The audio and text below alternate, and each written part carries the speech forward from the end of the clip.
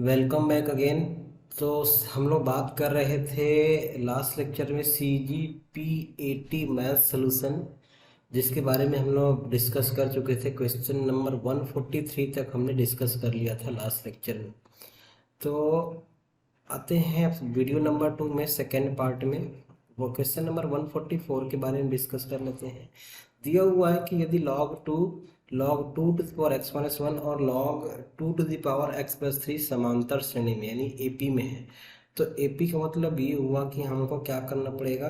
अगर ये तीनों टर्म्स AP में है, तो AP में है तो log of 2 to the power x minus 1 is equal to क्या हो जाएगा, log 2 plus log 2 to the power x plus 3 divide by 2 हो जाएगा। इसको क्रॉस मल्टीप्लाई कर दोगे तो ये इधर आ जाएगा। 2 into 2 to the power x minus 1 is equal to ये log m प्लस n होगा, तो आप मल्टीप्लाई करो log mn हो जाएगा। तो 2 into 2 to the power x plus 3 हो जाएगा। इसको इधर ला लो, तो इसको इधर लाओगे और एंटी लॉग ले लो, तो 2 के पावर x माइनस 1 का पावर 2 इज इक्वल टू इधर लोगे तो 2 इंटू 2 के पावर x प्लस 6 हो जाएगा।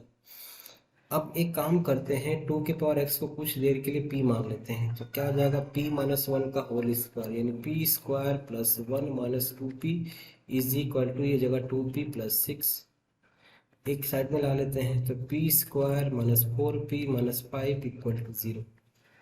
इसको सॉल्व करेंगे तो P square minus 5p minus 1 minus p plus p minus 5 equal to 0। p common लेंगे तो p माइनस 5 प्लस 1 कॉमन लेंगे तो p माइनस 5 इक्वल टू 0। तो आपका वैल्यू क्या मिल जाएगा, यहाँ से कॉमन लेंगे तो p माइनस 5 और p प्लस 1 इक्वल टू 0। यानी p इज इक्वल टू या तो 5 या माइनस 1। p का वैल्यू है क्या, 2 के पावर x, तो 2 के power x is equal to क्या हो जाएगा, 5 हो जाएगा। हमसे x के बारे में पूछा जा रहा है, तो log लेंगे तो हमारा क्या आ जाएगा, x is equal to log 5 base 2 हो जाएगा। बेस 2 पे log ले लो तो x का वैल्यू log 5 बेस 2 आएगा। और 2 के पावर x का वैल्यू माइनस 1 होता नहीं है, मतलब ये नहीं हो सकता, यही आंसर आएगा यानी ऑप्शन नंबर बी। ठीक, नेक्स्ट देखिए 145 में क्या बोला जा रहा है कि परस्पर लंबवत है, दोनों रेखाएं हैं परस्पर लंबवत हैं। तो लंबवत की कंडीशन क्या होती है, a1 a2 plus b1 b2 equal to 0, ये वाला ऑप्शन बी। ठीक, आप दूसरे तरीके से भी एक निकाल सकते हो, दोनों का स्लोप निकाल करके मल्टीप्लाई करोगे तो माइनस 1 होना चाहिए। सेम चीज़ है, क्या होता है minus a1 upon b1 into a2 upon b2 is equal to minus 1। तो a1 a2 इधर मल्टीप्लाई करोगे तो प्लस में जाएगा b1 b2 इक्वल टू 0। तो स्लोप का यूज़ करके भी आप ऐसे निकाल सकते हो, एक ही चीज़ है। दो वृत्तों इतना और इतना दो विभिन्न बिंदुओं पर प्रतिच्छेद करेंगे, कब करेंगे भाई, दोनों का ये निकाल लो ऐसे, मान लो पहले का सेंटर 1,3 है और रेडियस आपका टी स्क्वायर दिया हुआ है, दूसरे का सेंटर मान लेते हैं 4,-1 दिया है और इसका रेडियस भी निकाल लो। तो दोनों एक दूसरे को तभी प्रतिच्छेद करेंगे जब इनका रेडियस इस बीच में लाई करेगा, 2 से 8 के बीच में लाई करेगा। मैं आंसर बता दिया, बाकी आप यहाँ से कैलकुलेट कर सकते हो। प्रतिच्छेद करने का मतलब ये हुआ कि इसका जो रेडियस होगा ये इससे बड़ा होना चाहिए, इसका रेडियस शायद 2 आएगा, तो इस 2 से 8 के बीच में होना चाहिए। ठीक, मैक्सिमम वैल्यू, दो परवलयों को स्पर्श करने वाली रेखा की ढाल निकालनी है। तो देखो रेखा का ढाल निकालने के लिए हमने क्या किया, पहले परवलय लिख लिया, Y square is equal to 4x लिखा हुआ है ना, यहाँ से a का वैल्यू 1 हो जाएगा और दूसरा है X square is equal to minus 4 into 8y। तो यहाँ से a का वैल्यू 8 हो, सॉरी b का वैल्यू 8 हो जाएगा। हमारा फार्मूला होता है इसमें y is equal to M X plus A divided by M, और इसके लिए होता है x इज इक्वल टू, दोनों बराबर है यानी M X plus A by M का जो वैल्यू होगा M X minus B M square के इक्वल लगा, एम एक्स कैंसिल हो जाएगा, क्या आ जाएगा, ए का वैल्यू है आपका 1 बाई एम, बी का वैल्यू है 8, तो -8 एम स्क्वायर यानी एम क्यूब का वैल्यू हो जाएगा -1/8। ठीक है, तो m का वैल्यू क्या आ जाएगा 1/2, ये प्लस होता है शायद। ठीक है, तो m का वैल्यू यहाँ से निकालोगे तो 1/2 आ जाएगा। आंसर सी हो जाएगा, क्योंकि माइनस में होता है ना, ये माइनस दिया हुआ तो यहाँ प्लस हो जाएगा। ठीक है, नेक्स्ट देखो, बिंदु 1 1 पर इसका अभिलंब फाइंड आउट करना। अभिलंब मैंने पहले हमने क्या किया, ये x² + 2xy minus 3y² equal to 0 है। 1 1 पे अभिलंब पहले डिफ्रेंशिएट कर लेते हैं। डिफ्रेंशिएट करेंगे तो 2x + 2 into first into second का differentiation plus second into first का differentiation -6y dy/dx equal to 0। 1 1 पे निकालेंगे तो 2 into 1 plus 2 into 1 plus 1 into dy/dx plus 1 -6 dy/dx equal to 0। Calculate करोगे तो 2 प्लस अंदर मल्टीप्लाई कर लो 2 टाइम्स ऑफ dy/dx और माइनस, तो एक साइड में ला लेंगे तो 2 माइनस, तो इसका मतलब ये हुआ कि जो हमारा ये वक्र है, ये वक्र है कैसे होता है, ओरिजिन से पास करता है या तो ऐसे जाएगा, इधर से जाएगा या इधर से जाएगा। तो प्रथम चतुर्थांश में तो दिया नहीं, तो द्वितीय चतुर्थांश में दिया है, तो यानी ऑप्शन नंबर ए सही हो जाएगा। ठीक, ये हो जाएगा आंसर। नेक्स्ट देखो, बोले कि यदि Rx इक्वल टू इतना में से किसी उत्पाद के x इकाई बेचने पर राजस्व प्राप्त राजस्व को प्रदर्शित करता है, तो x इक्वल टू 7 इकाई बेचने पर सीमांत राजस्व क्या आएगा। तो बस सिंपल इसको डिफ्रेंशिएट कर दो x के रेस्पेक्ट में और इसका x का वैल्यू रख दो, तो 26x + 26 आएगा और इज इक्वल टू 7 रख दो। तो 26 इंटू 7 + 26 कितना हो जाएगा, 26 इंटू 8 हो जाएगा 208, ऑप्शन नंबर सी। ठीक, यहाँ इसका 150 में इसका आंसर क्या आएगा, डी आएगा 240। नेक्स्ट आ जाते हैं इसमें, इसमें दिया हुआ 1 से 2 x dx divided by x + 1 और x + 2 दिया हुआ है। तो सबसे पहले हम इसको पार्शियल फ्रैक्शन में ब्रेक करेंगे। कैसे, x/x + 1 x + 2 is equal to a into x + 1 और b डिवाइड बाई x + 2। तो अगर मान लो मेरे को a का वैल्यू निकालना है तो x इक्वल टू -1 रखूँगा तो -1 डिवाइडेड बाई -1 + 2 यानी -1 आ जाएगा। और b का वैल्यू निकालूंगा तो यहाँ -2 रखूँगा तो -2 डिवाइड बाई -2 + 1 यानी यहाँ आ जाएगा -+2 आ जाएगा, -1 2 +2 आ जाएगा। तो इसका मतलब ये हुआ कि हमारा वैल्यू ऐसे आएगा 1 से 2 -1 divided by x + 1 + 2 divide by x + 2 और ये dx इंटीग्रेट कर देते हैं तो माइनस बाहर रहेगा और log x + 1 फिर +2 log x + 2 और लिमिट 1 से 2 के बीच में रख लेते हैं। तो 2 रखेंगे तो यहाँ आ जाएगा -log 2 + 1 3 और यहाँ +2 टाइम्स ऑफ log 4 फिर माइनस लोअर लिमिट यहाँ आ जाएगा -log 2 + 2 log 3। तो इस सबको कैलकुलेट करोगे तो log 32 divide by log 32 divide by 27 answer आ जाएगा हमारा। ठीक है, नेक्स्ट देखो, यहाँ दिया हुआ कि a + b - y is equal to fi हो तो a to b fy dy का मान क्या हो। तो a to b fy dy जैसे मान लो अगर मैं इसको सॉल्व करूँ a to b y fy dy है तो प्रॉपर्टी नंबर 4 अप्लाई करते हैं। a to b y की जगह a प्लस मान लो, इसको मैंने i मान लिया तो a + b - y फिर y की जगह f ऑफ वाई ही लिखता हूँ डी वाई, क्योंकि इसमें दिया हुआ ए प्लस बी माइनस वाई आएगा तो एफ वाई आ जाएगा, कोई दिक्कत नहीं। तो ये मान लो डी वाई है। अब एक काम करते हैं, ये जो वैल्यू दिया हुआ है इसको और इसको दोनों को ऐड कर देता हूँ। ऐड कर दूंगा तो वाई वाई कैंसिल हो जाएगा, इधर हो जाएगा 2y और a प्लस बी हमारा बच जाएगा। फिर a टू बी क्या आ जाएगा, एफ वाई डी वाई हो जाएगा।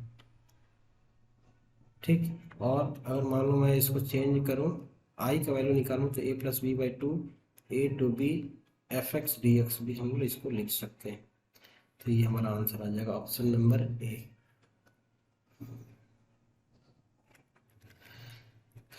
नेक्स्ट 153 दिया हुआ है, यदि ए अव्युत्क्रमणीय अवयव हो तो एडजॉइंट ऑफ ए का मान भी अव्युत्क्रमणीय होगा, क्योंकि अव्युत्क्रमणीय में अगर मॉड ए 0 हो रहा है तो एडजॉइंट ऑफ ए का भी वैल्यू 0 आएगा।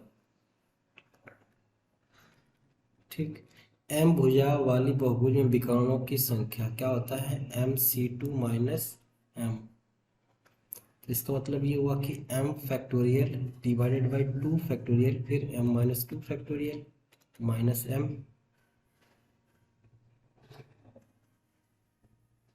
ठीक, तो इसका मतलब ये हुआ कि अगर आप यहाँ से मान लो आप m फैक्टोरियल बाहर m बाहर निकालोगे तो m माइनस 1 फैक्टोरियल भी मान लो बाहर निकाल तो m माइनस 2 फैक्टोरियल और नीचे में भी m minus 2 factorial minus m।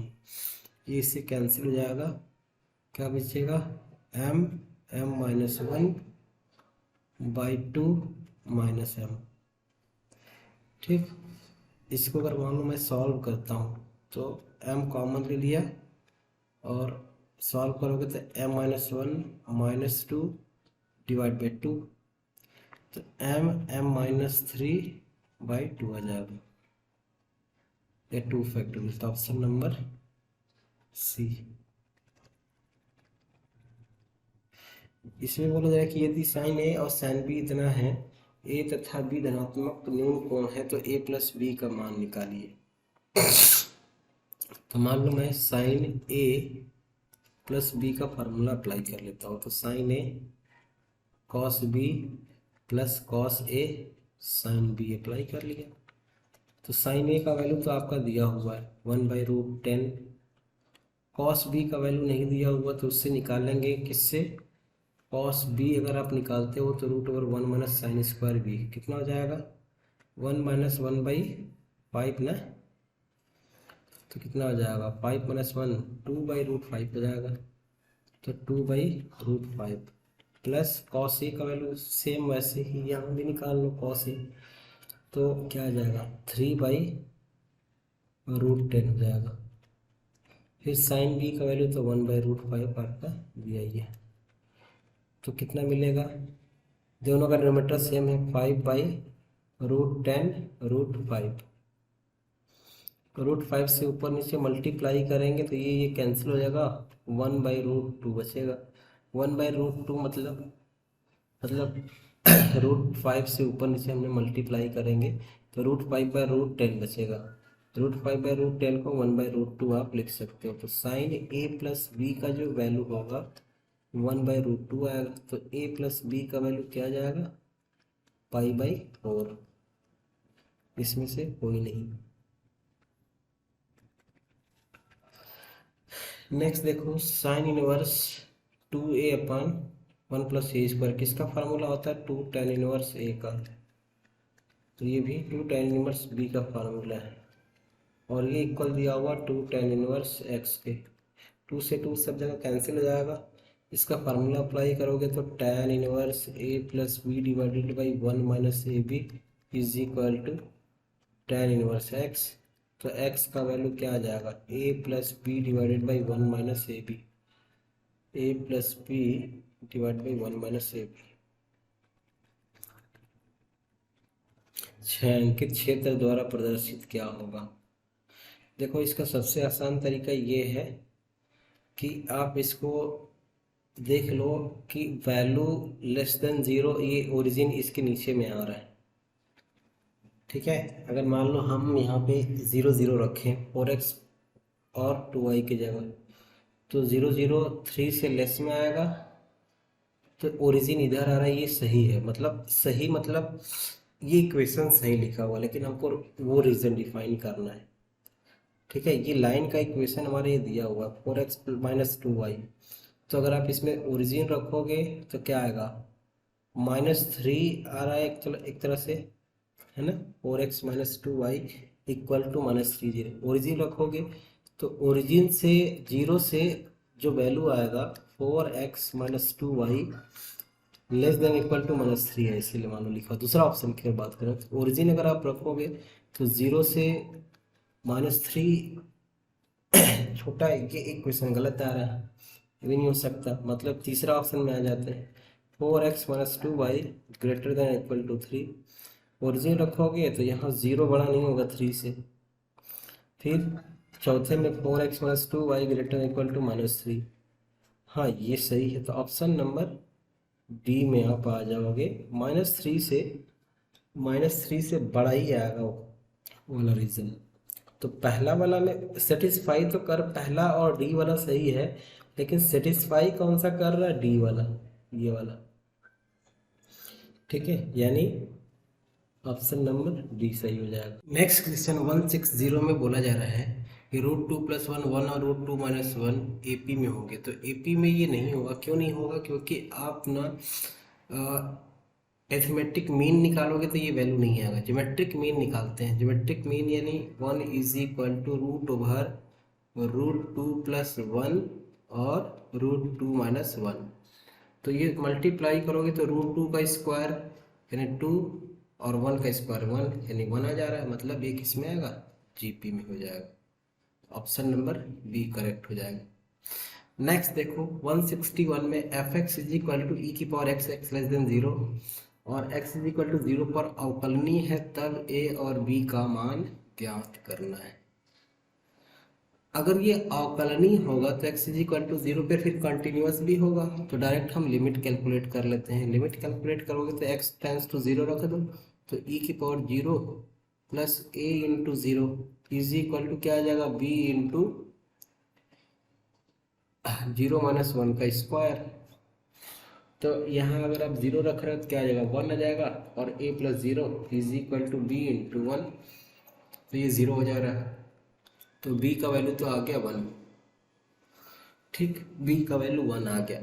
अब a का वैल्यू अगर आप निकालना है तो क्या करो, इनका डिफ्रेंशिएशन करो।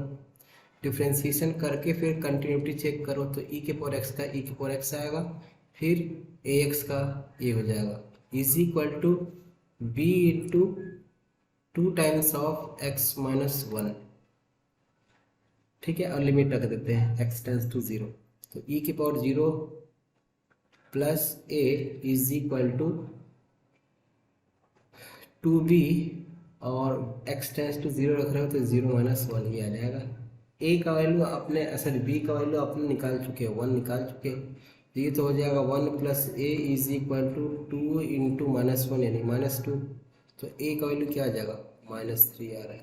a का वैल्यू -3 और 1 यानी ऑप्शन नंबर बी हो जाएगा। डिफ्रेंशिएट करके कंटिन्यूटी चेक करना। ठीक, यहाँ देखो 162 में ये बाकी fx = दिया हुआ है आपका fx = mod of x - 1। तो लास्ट ऑप्शन देखो, ये x = 1 पे डिफरेंशिएबल नहीं होगा। क्यों, क्योंकि इसका कर्व अगर आप निकालोगे तो ये x = 1 पे ये शार्प एज बनता है, तो शार्प एज इस पॉइंट पे डिफरेंशिएबल नहीं होगा। ऑप्शन नंबर डी हो जाएगा। नेक्स्ट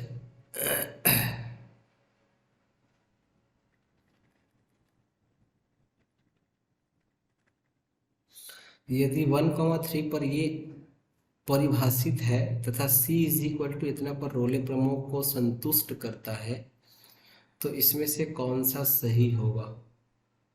देखो, रोले प्रमेय के लिए सबसे पहले जरूरी चीज fa = fe fb और f' का जो वैल्यू होता है वो 0 होना चाहिए।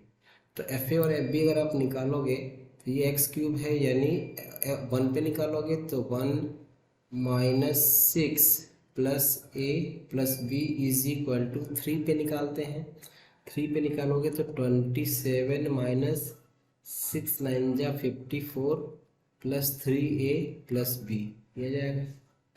यानी यहाँ आ जाएगा -5 plus a plus B is equal to -27 plus 3a plus B. B से बी कैंसिल हो जाएगा, यहाँ a को इधर लाएंगे तो 2a हो जाएगा, और 27 को उधर लेके जाएंगे तो 27 माइनस 5 यानी 22 हो जाएगा। तो a का वैल्यू तो मिल गया 11, a का वैल्यू 11 मिल गया। और फिर F dash C is equal to 0 आप निकालोगे तो b का डिफ्रेंसिएशन 0 हो जाएगा, मतलब b के किसी भी वैल्यू के लिए डिपेंड करेगा, कोई दिक्कत नहीं है। तो ऑप्शन नंबर ए हो जाएगा। नेक्स्ट यहाँ दिया हुआ है, इसका निम्नलिखित मान पूछा जा रहा है। A square plus A plus 1, फिर B square plus B plus 1, फिर C square C plus 1, D square D plus 1 divided by A B C D. A B C D सभी जगह से ए बी सी डी आपने common ले लिया, तो क्या मिलेगा? A plus 1 by A plus 1, यहाँ भी वैसे ही B plus 1 by B plus 1, फिर यहाँ भी C plus 1 by C plus 1, यहाँ D plus 1 by D plus 1, और ए बी सी डी नीचे से कैंसिल हो जाएगा। तो इसका जो मिनिमम वैल्यू होता है, ठीक है, यानी ए प्लस 1 बाई ए का जो मिनिमम और मैक्सिमम वैल्यू होता है, हमको मिनिमम वैल्यू चाहिए। तो इसका जो मिनिमम वैल्यू होता है वो -2 से छोटा और 2 से बड़ा होता है, यानी ये लेस देन -2 होगा, ठीक है। इसको अगर मान लो मैं fx जो भी मान लो, तो इसका जो मिनिमम वैल्यू आएगा वो 2 आएगा। तो यहाँ आप अगर लिखोगे तो 2 + 1 यानी 3 हो जाएगा, यहाँ भी 3, यहाँ भी 3, यहाँ भी 3, यानी 3 की पावर 4 हो जाएगा। ऑप्शन नंबर ए हो जाएगा। मिनिमम वैल्यू 2 आएगा पॉजिटिव के लिए, निम्नलिखित मान पूछा जा रहा है, तो 3 की पावर 4 हो जाएगा। इसके हलों की संख्या कितनी होती है? 4 होती है। कैसे होती है? मॉड एक्स, इसको भी बना लो, mod x square plus 3 mod x plus 2 equal to 0। इसको सॉल्व करोगे, फैक्टराइज करोगे, तो x square plus 2x plus x plus 1 equal to 0, sorry x plus 2 यहाँ से, तो यानी x प्लस 2 और x प्लस 1 हो जाएगा। तो मॉड एक्स, एक्स यानी मॉड एक्स है, तो मॉड एक्स का वैल्यू क्या मिलेगा? Mod X is equal to -2 और mod X is equal to -1। तो mod X is equal to -2 और mod X is equal to -1, दोनों के केस में एक भी सोल्यूशन नहीं मिलेगा, तो ये आंसर क्या आ जाएगा? 0 आ जाएगा। देखो इसमें आपका दिया हुआ है 16166 में, 166 में दिया हुआ है कि n इज इक्वल टू 0 से लेकर के n तक log x की power n divided by n factorial आ रहा है। बेसिकली अगर आप देखा जाए तो e की पावर x का फंक्शन का फार्मूला क्या होता है? 1 plus x square by 2 factorial plus x cube divide by 3 factorial and so on.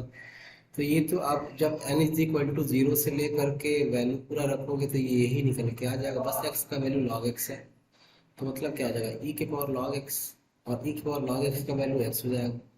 Answer क्या आ जाएगा? Option number B, option number B.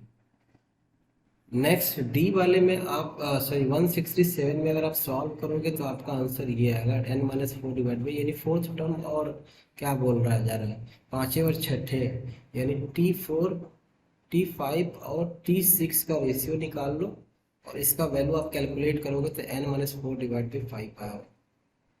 Next 168 में आप इसको देखो, ये हमने सॉल्व किया है। पहले हमने क्या किया? सभी को ऐड कर दिया, किसको किसको? ये R1 R2 और R3 को ऐड किया, ठीक है। सॉरी पहले C1 C2 C3 को हमने पहले ऐड किया, ठीक है, और उसके बाद सॉरी R1 R2 R3 को ऐड किया, फिर उसके बाद हमने क्या किया? ये हम सबको ऐड करेंगे तो 2 times of a plus b plus C आया, और ये आपका कैंसिल होकर 0 बन जाएगा, और यहाँ a b c ऐड करोगे तो यहाँ a प्लस b प्लस सी आ जाएगा। कॉमन ले लिया उसको और फिर उसके बाद क्या किया, एक्सपेंड कर दिया। एक्सपेंड करा तो हमको ये वैल्यू मिल गया 3abc minus A cube minus B cube minus C cube, यानी ऑप्शन नंबर ए हो जाएगा। ठीक, आप यहाँ ऐसे देख सकते हो, ये सोल्यूशन हमने इस तरीके से बनाया है। 169 में बोला जा रहा है कि इतना और इतना के बिंदु, इतना इतना और समतल के प्रतिच्छेद बिंदु के बीच की दूरी ज्ञात करना है। तो देखो, रेखा और समतल का प्रतिच्छेद बिंदु निकालने के लिए हम लोग क्या करते हैं, इसमें ना इज इक्वल टू आर मान लेते हैं। ठीक, किसमें, लाइन वाले में। तो x minus 2/3 is equal to Y plus 1/4 is equal to z minus 2/12 is equal to r। तो x का वैल्यू क्या मिल जाएगा, 3r प्लस 2, y का वैल्यू क्या मिल जाएगा, 4r माइनस 1, z का वैल्यू 12r प्लस 2 हो जाएगा। इस सारी वैल्यूज को प्लेन में रख दो, तो 3r plus 2 minus 4r minus 1 और plus 12r plus 2 is equal to 5। Solve करोगे तो 3r माइनस 4r कितना हो जाएगा, माइनस r और प्लस 12 यानी r हो जाएगा, माइनस 11 प्लस 11r हो जाएगा। तो ये 11r लिख दिया। 2 प्लस 1 3 और 3 plus 2 5, 2 plus 1 3, 3 plus 2 5 is equal to 5 आ रहा है। तो r का वैल्यू 0 आ जा रहा है यहाँ पर। जब r का वैल्यू 0 आ रहा तो देखो x का वैल्यू क्या मिल जाएगा, 2, y का वैल्यू माइनस 1 और z का वैल्यू 2। तो 2 माइनस 1 और 2 आ रहा है, तो दूरी निकालना है, तो दूरी निकाल लेते हैं। 2 माइनस 1 3 हो जाएगा, 3 का स्क्वायर, फिर माइनस 5 और यहाँ माइनस 1 यानी 6 का स्क्वायर 36, और फिर 2 प्लस 10 हो जाएगा 12, 144 हो जाएगा, यहाँ 60 में आएगा। ये आंसर 30 में आएगा, डी 30 में आएगा। ठीक, 170 बोला जाए कि त्रिभुज ABC का केंद्रक ये दिया हुआ है। तो केंद्रक ये दिया हुआ है, मतलब ये हुआ कि एक त्रिभुज कुछ ऐसे बना हुआ है, A, B और C। इसके दो बिंदुओं के निर्देशांक दिए हुए, मान लो 3, -5 और 7, और दूसरे के दिए हुए -1 7 और -6 दिया हुआ। इसको मान लो H, K और R मान लिया। केंद्रक का निर्देशांक भी आपको 1 1 1 दिया हुआ है। H के R पूछा जा रहा है, तो फार्मूला होता है 3 plus H minus 1 divide by 3 is equal to 1 आ जाएगा। दिया हुआ है सेंटर का, मतलब केंद्रक का निर्देशांक, तो क्या आ जाएगा, 3 plus H minus 1 is equal to 3, 3 से कैंसिल, H का वैल्यू 1 आ गया। ऐसे दूसरा कोऑर्डिनेट भी निकाल सकते हो आप, क्या आएगा, K plus 7 minus 5 divide by 3 is equal to 1। तो 7 माइनस 5 2 हो जाएगा, और इधर हो जाएगा 3, तो K plus 2 is equal to 3 यानी K इज इक्वल टू 1 आ जाएगा। तो पहला भी 1, दूसरा भी 1, ऑप्शन नंबर ए से हमारा काम पता चल जाएगा। तो देखो 171 बोला है कि बिंदु P और Q को जोड़ने वाली रेखा पर एक बिंदु का x निर्देशांक 4 है। तो x निर्देशांक 4 है, मतलब मान लिया हमने एक लाइन ऐसे बनाया, ठीक, और इस लाइन पे क्या बोला जा रहा है कि मान लो ये P है, 2 2 और 1 एक निर्देशांक है, और ये Q है, Q का निर्देशांक दिया हुआ है 5 1 और -2 दिया हुआ है। ठीक, इसके बाद ये बोल रहा है कि x निर्देशांक जहाँ पे कट कर रहा है, इसका निर्देशांक x निर्देशांक 4 है, H और K ऐसे मान कुछ दिया होगा, M रेशियो N में मान लो डिवाइड कर रहा होगा, तो उसका Z निर्देशांक यानी K का वैल्यू मान लो फाइंड आउट करना है। तो सबसे पहले x निर्देशांक दिया हुआ, तो हम x निर्देशांक का यूज करते हैं। 4 इज इक्वल टू क्या आ जाएगा, 5 into M plus 2 into N divide by M plus N आएगा। यहाँ से M रेशियो N पता चल जाएगा। तो 4m+4n is equal to 5m+2n हो जाएगा। 4m को इधर लाओगे तो इधर हो जाएगा, ये 2n इज इक्वल टू हो जाएगा m, यानी m/n का वैल्यू हो जाएगा 2/1। तो ये 2:1 पता चल गया। अब हमको z कोऑर्डिनेट चाहिए, तो z के लिए k का वैल्यू ऐसे निकालेंगे, क्या आएगा -2 × -2 -4, फिर 1 × 1 + 1 × 1 /3, क्या आ जाएगा -3 और /3 यानी -1। तो z कोऑर्डिनेट